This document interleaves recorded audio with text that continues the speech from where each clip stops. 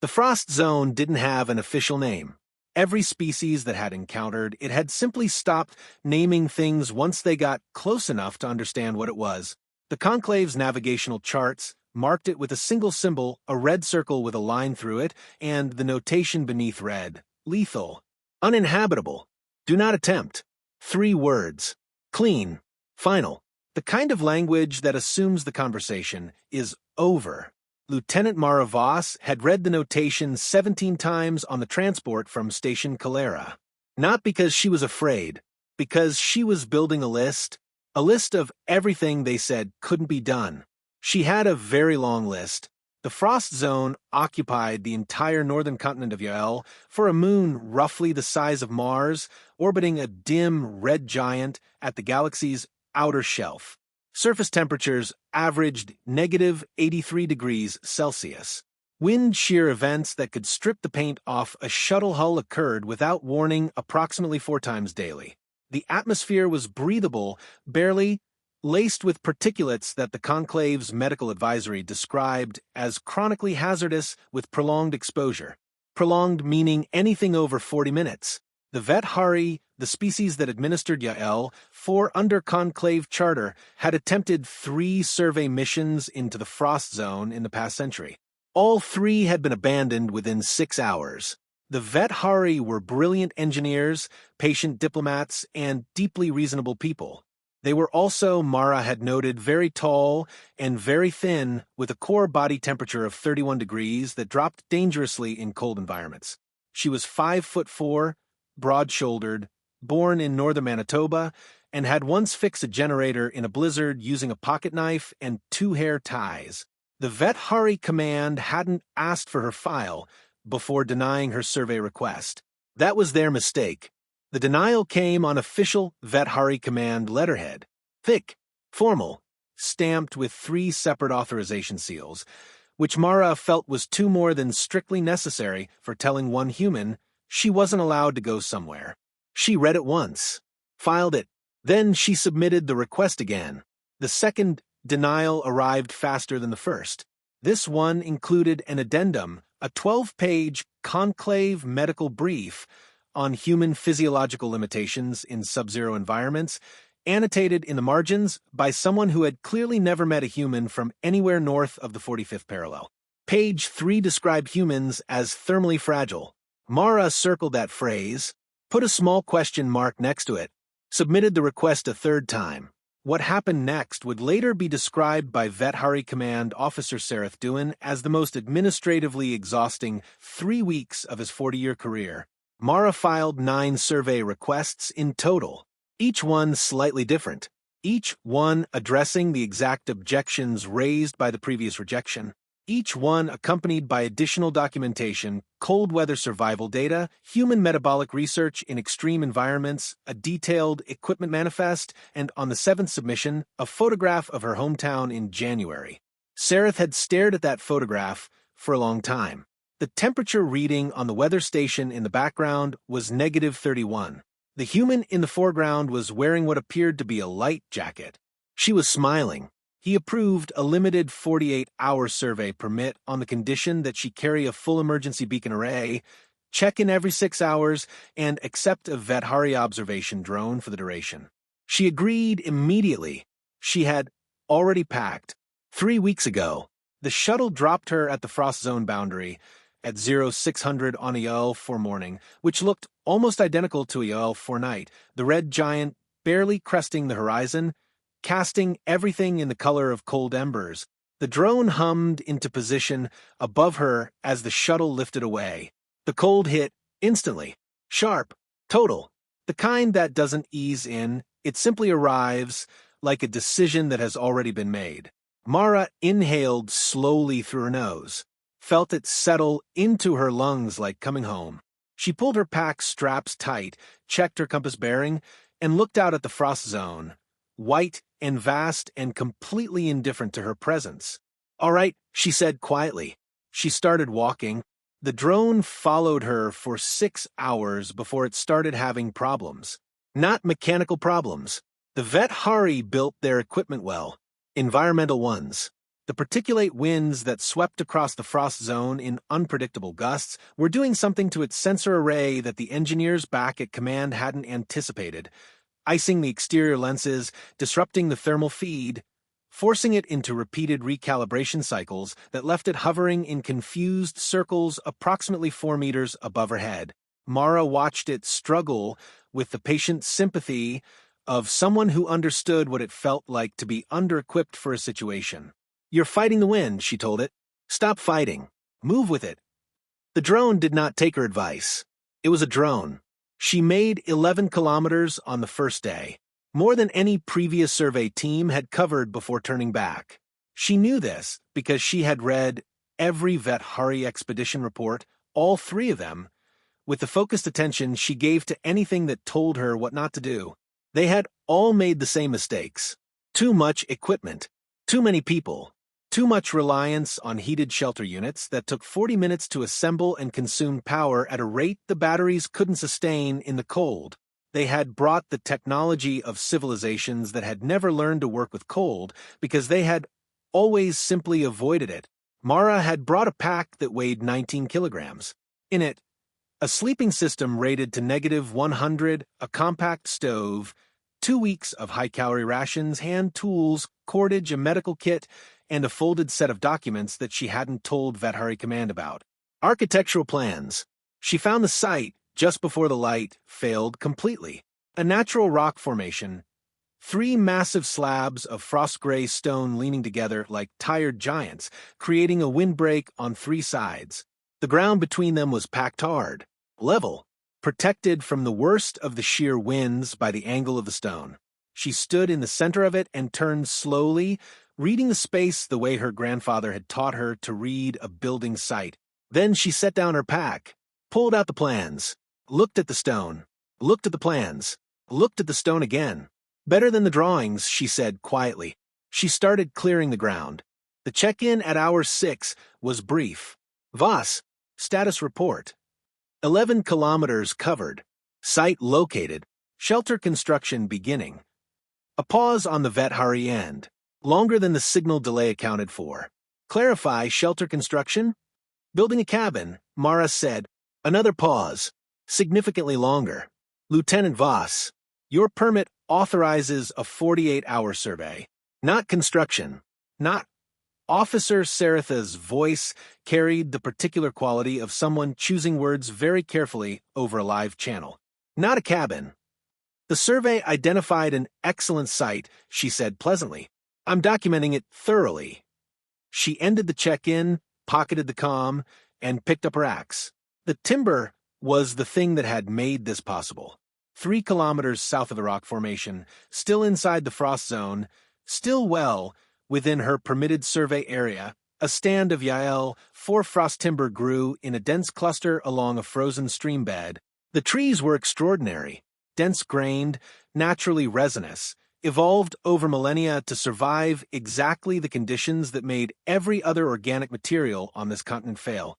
The Vethari expedition reports had noted them briefly, classified them as botanically interesting, and moved on. Mara had read that notation and felt something ignite behind her sternum. She had spent the previous 3 months back on Station Calera, learning everything the Conclave's botanical database had on frost timber. Density, grain direction, load-bearing capacity, thermal insulation properties that turned out to be, by any reasonable engineering standard, extraordinary. She had then spent considerable time doing math. The math had been very encouraging. She worked through the night. The drone watched her from above, its damaged sensor array managing at least to track heat signatures, which meant Vethari Command was seeing a thermal feed of a human moving with continuous, purposeful energy through -80-degree darkness. Nobody slept in Vethari Command that night. Sarath pulled up her personnel file at 0200 and read it fully for the first time. Northern Manitoba. Cold, weather survival, instructor. Structural engineering degree. 8 years remote posting experience. He got to the bottom of the file and found a single line in the personal notes field that a previous commanding officer had added and apparently never removed. Does not stop. Recommend assigning only problems you actually want solved. Sareth closed the file, looked at the thermal feed. She was still moving. The frame went up on the morning of the second day. Not a rough frame, not a survival shelter. A proper frame, notched joints, angled roof line calculated to shed the sheer winds rather than resist them, foundation stones seated into the frozen ground with a precision that would have impressed a structural engineer on any world in the Conclave. The drone hovered above it in what Mara had started privately interpreting as stunned silence. The 48-hour permit expired at 0600. At 0601, her comm activated. Lieutenant Voss. Saratha's voice was extremely controlled.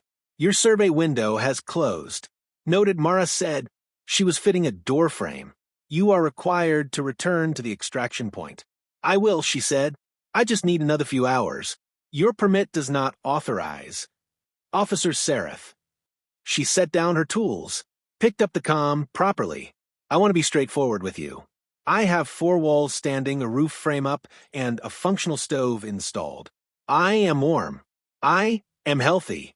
I have 12 days of rations remaining. She paused. I'm not in danger. I'm in a cabin. The silence on the other end lasted long enough that she checked the signal strength. You, Sareth said finally, built a cabin? Almost. I still need to finish the door. 3 hours later, a Vethari shuttle appeared on the horizon. Mara watched it approach from the doorway of the cabin, the finished doorway. She noted with quiet satisfaction and felt the particular calm of someone who has made a decision they are entirely at peace with defending. The shuttle landed 40 meters out. 4 figures emerged, Sareth and 3 others she didn't recognize. They walked toward her in a tight group, leaning into the wind the way people do when the cold is something happening to them rather than something they've made peace with.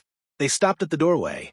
Sareth looked at the cabin, then at her, then at the cabin again. His expression cycled through several distinct stages. Disbelief, assessment, something that looked, briefly, like the very beginning of professional respect. It's insulated, he said finally. Not a question. Frost timber, Mara said. The grain runs longitudinally, traps air pockets naturally. Better thermal performance than most manufactured panels. She stepped back from the door. Come inside. It's warm. None of them moved immediately. The wind made the decision for them. They came inside, all 4 of them, ducking slightly through the doorframe. Vethari were tall, averaging nearly 2 meters, with the careful movements of people unaccustomed to spaces built for other proportions. They stood in the center of the cabin in a row and said nothing for a moment. The warmth did that. It stopped people mid-thought. The interior was small but deliberate, every centimeter considered. A sleeping platform built into the warmest wall. The compact stove centered for maximum heat distribution. Storage notched directly into the timber framing.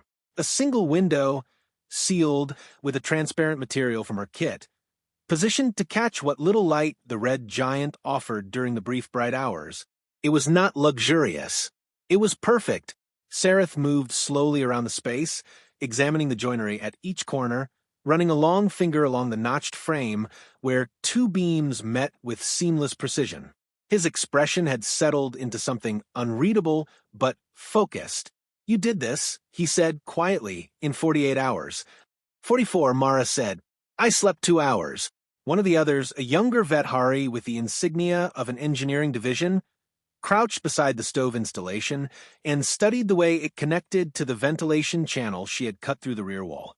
He said something in Vethari to the others. Sareth responded briefly. He says the ventilation angle is correct, Sareth translated. It should prevent backdraft even in direct shear wind. It does, Mara said. I tested it last night. The engineer looked up at her, said something else. Sareth translated with the careful neutrality of someone keeping his own reaction private. He wants to know where you learned to do this. Mara thought about her grandfather's hands, about frozen ground and timber frames, and the smell of fresh-cut wood in winter air, so cold it made your eyes water. Home, she said simply. Sareth called it in at 1400. She could hear the conversation from outside, where she was splitting additional timber, Not because she needed it immediately, but because the rhythm of it was satisfying and the wood was extraordinary, and she had never once been able to stop a project at good enough when excellent was still available. His voice carried in the cold air. She caught fragments. Her name, the cabin, the timber specifications the engineering officer had apparently spent 30 minutes documenting with increasing enthusiasm. A phrase she recognized from the Vethari diplomatic lexicon that roughly translated to unprecedented but undeniable. She kept splitting. He came out alone 20 minutes later, stood beside her without speaking, watching her work with the quiet attention of someone recalibrating something fundamental. Command wants a full structural report, he said finally. I'll write one. They also want to know, he paused, chose words carefully, whether you intend to stay. Mara set the axe down, looked out at the frost zone, white and vast and no longer indifferent, or at least no longer feeling that way. It felt increasingly like a conversation she was finally having properly. I submitted a long-term research posting request, she said, 6 months ago. Sareth stared at her. That request was denied. I know. She picked the axe back up. I'm waiting for the appeal. He looked at the cabin, at the timber stack, at the survey flags she had planted along a grid extending 300 meters in every direction, a survey that was, he now realized, far too systematic and far too thorough for a 48-hour permit. She had not come here to survey the frost zone. She had come here to move in. He had approved the permit himself.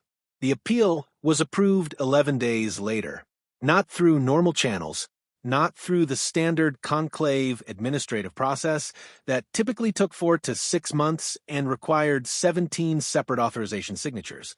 Sareth approved it himself, directly, using a provision in the Vethari Charter that allowed field commanders to authorize extended research postings when circumstances presented. The exact phrasing was compelling evidence of unique civilizational contribution. He had never used that provision before. He had never had a reason to. The long-term posting came with conditions, monthly welfare checks, quarterly structural assessments, a requirement to submit all research findings to the Vethari Science Division, and one condition that Sareth added personally at the bottom of the agreement, in careful handwriting rather than formal type. Recipient is requested to teach one frost survival course per quarter to interested Vethari personnel. Attendance voluntary. Mara read that last condition and smiled for a long time. She signed immediately. The first course had 3 attendees, young engineers, mostly curious in the specific way that people are curious when something has broken their understanding of what's possible and they want to understand the mechanism. They arrived overdressed, over-equipped, and deeply uncertain. They stood at the frost zone boundary with the cautious energy of people who had grown up understanding this place as a symbol. A red circle. A line through it. Do not attempt. Mara looked at them the way her grandfather had once looked at her, standing at the edge of a frozen lake at age 9, convinced the ice would not hold. First thing, she said, the cold isn't trying to kill you. It's just cold. There's a difference. She started walking. Keep up. They kept up. By the end of the 3rd quarter, attendance was no longer voluntary in any practical sense. The waiting list had 47 names on it. Engineers, surveyors, a handful of Vethari Command officers who submitted their applications under pseudonyms and then looked slightly embarrassed when Mara greeted them by their actual names anyway. She taught them all the same things. How to read wind before it arrived, how to find shelter in geometry, how to make frost timber joints that would outlast the people who cut them, how to move through cold rather than against it, the way water moves, the way weather moves, the way anything survives that decides to work with the world rather than demand the world rearrange itself. She taught them her grandfather's lessons without calling them that. The cabin became something larger over time. Not immediately, not dramatically. The way things grow when they are built right and given room. A research annex added in the 2nd year. A proper cold weather laboratory in the 3rd. A small common room that became, on the long dark evenings of Yael, for winter, the warmest gathering place on the entire moon. The frost zone got a proper name eventually. The Vethari Science Division submitted 3 naming proposals through official channels. Mara submitted one, a single word in Northern Cree, her grandmother's language, that translated roughly as the place that teaches you what you are made of. The Vethari voted unanimously for hers. Sareth retired in the 7th year of her posting. His farewell address to Vethari Command was brief. He was not, by nature, a ceremonial person, but at the end of it he said one thing that was recorded and repeated and eventually made its way into the Conclave's broader cultural archive. We marked the frost zone uninhabitable, he said, because no Vethari could survive it. We forgot to ask whether that was the zone's limitation or ours. He paused. The human didn't wait for us to ask. The cabin still stood, long after the annex, long after the laboratory and the common room and the survey grid that eventually mapped every kilometer of the northern continent, long after Mara Voss became the name attached to a body of cold-weather research that revised the Conclave's understanding of survivability across 30 documented species. It stood exactly where she had built it. Stone foundation, frost timber frame, notched joints fitted with the precision of someone who had never once believed that good enough was the destination. The door faced south, toward the warmth of the red giant on the horizon, such as it was, toward the boundary where the red circle and the line through it had once marked the edge of the possible. She had walked past that line on a cold morning with a 19-kilogram pack and an axe and a set of architectural plans, and the particular stubborn certainty of someone who had grown up understanding that the world does not tell you what you can survive. It only tells you what it hasn't seen yet.